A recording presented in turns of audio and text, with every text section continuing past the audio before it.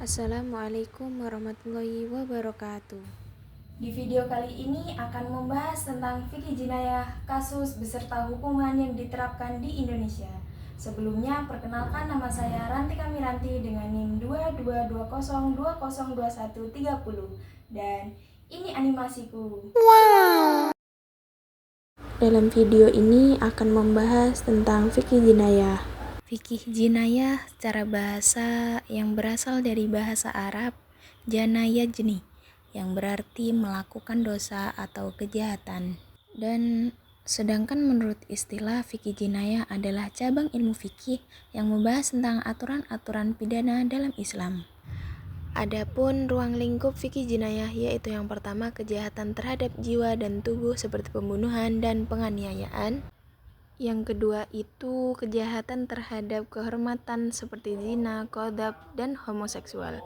Yang ketiga itu kejahatan terhadap harta seperti pencurian dan perampokan. Yang terakhir itu adalah kejahatan terhadap ketertiban umum seperti pemberontakan, mabuk, dan murtad.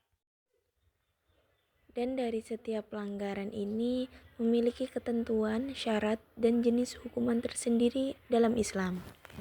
Fikih jinayah atau hukum pidana Islam juga terdapat 4 dasar utama: Al-Quran, hadis, ijma, dan qiyas. Dan tujuan utama dari fikih jinayah itu bukan hanya untuk menghukum tetapi lebih dari itu, seperti menjaga hak dan keamanan manusia, mencegah kejahatan sebelum terjadi, memberi efek jera bagi pelaku, dan bahkan memberikan kesempatan untuk bertaubat. Dalam fikih jinayah, hukum pidana Islam dibagi menjadi 3 klasifikasi utama, yaitu hudud, qisas, diyat, dan ta'zir. Dan setiap jenis memiliki aturan, tujuan, dan mekanisme penerapannya masing-masing. Yang pertama adalah hudud. Hudud adalah hukuman tetap yang ditetapkan langsung oleh Allah SWT dalam Al-Quran dan hadis. Dan jenis-jenisnya itu meliputi zina, perampokan, minum khamr, dan lain sebagainya. Dan perlu diketahui bahwasanya hudud itu tidak bisa diubah ataupun dikurangi, namun hanya dapat ditetapkan jika syarat-syaratnya yang sangat ketat itu terpenuhi. Dan yang kedua itu adalah qisas dan diyat. Qisas berarti pembalasan yang setimpal kepada kasus pembunuhan atau penganiayaan, dan sedangkan diyat adalah ganti rugi berupa harta yang diberikan kepada keluarga korban. Dan yang terakhir itu adalah ta'zir. Ta'zir adalah hukuman yang tidak disebutkan secara jelas dalam Al-Quran dan hadis, namun hukuman itu diserahkan sepenuhnya kepada hakim ataupun penguasa. Jenis pelanggaran ta'zir juga sangatlah beragam, mulai dari fitnah, korupsi, penipuan, hingga kejahatan digital yang mungkin saat ini muncul di zaman modern. Dan hukumannya pun fleksibel, bisa berupa teguran, denda, penjara, pengasingan, bahkan hukuman mati jika maslahat umum mengharuskannya. Dan dari ketiga klasifikasi hukum pidana Islam itu dapat disimpulkan bahwasanya Islam bukan hanya soal menghukum tetapi juga soal mendidik, melindungi, dan menegakkan keadilan seadil-adilnya. Berikut ini merupakan cuplikan video yang membahas tentang kasus aktual dalam konteks fikih jinayah.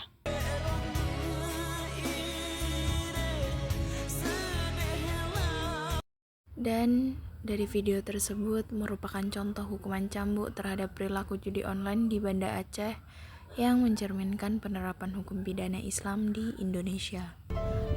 Pada awal tahun 2025, masyarakat Banda Aceh dihebohkan oleh penegakan hukum terhadap 4 orang yang terlibat dalam praktek judi online. Mereka dijatuhi hukuman cambuk di muka umum sesuai dengan ketentuan kanun syariat Islam yang berlaku di Aceh. 2 orang diantaranya dijatuhi hukuman cambuk sebanyak 10 kali, namun dikurangi masa tahanan 2 bulan menjadi 8 cambuk. Sementara itu, 1 orang lainnya dijatuhi 12 kali cambuk, dikurangi masa tahanan yaitu 2 bulan menjadi 10 kali cambukan.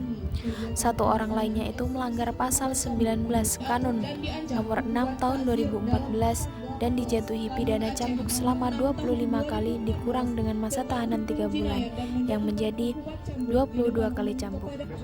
Dan dalam perspektif fikih jinayah, perjudian termasuk dalam kategori takzir, yaitu pelanggaran yang hukumannya tidak ditentukan secara spesifik dalam Al-Quran ataupun hadis, namun diserahkan kepada ijtihad hakim ataupun penguasa di suatu tempat tersebut.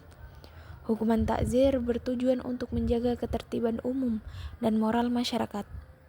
Dalam konteks Aceh, pemerintahan daerah menetapkan hukuman cambuk sebagai bentuk takzir untuk pelanggaran perjudian, dengan pertimbangan nilai, taruhan, dan dampaknya terhadap masyarakat. Adanya kasus ini menunjukkan bagaimana hukum pidana Islam itu ditetapkan dalam konteks lokal, dengan mempertimbangkan nilai syariat dan kondisi masyarakat setempat. Penerapan hukum takzir ini bertujuan untuk memberikan efek jera dan menjaga moralitas publik serta menegakkan keadilan sesuai dengan prinsip-prinsip dalam Islam. Dan kasus hukuman cambuk terhadap perilaku judi online di Banda Aceh ini menjadi gambaran yang nyata bagaimana fikih jinayah itu diaplikasikan dalam kehidupan sehari-hari sesuai dengan kondisi sosial dan kultural masyarakat setempat. Hukum pidana Islam bukan sekedar aturan yang kaku, melainkan juga sarana untuk menegakkan keadilan, menjaga moralitas, dan memberikan efek jera demi kebaikan bersama. Semoga dengan penjelasan tadi kita mendapatkan pemahaman yang tepat, bisa melihat syariat sebagai jalan yang bijak dan penuh hikmah dalam menjaga tatanan kehidupan masyarakat. Mungkin cukup ini yang bisa saya sampaikan. Wassalamualaikum warahmatullahi wabarakatuh.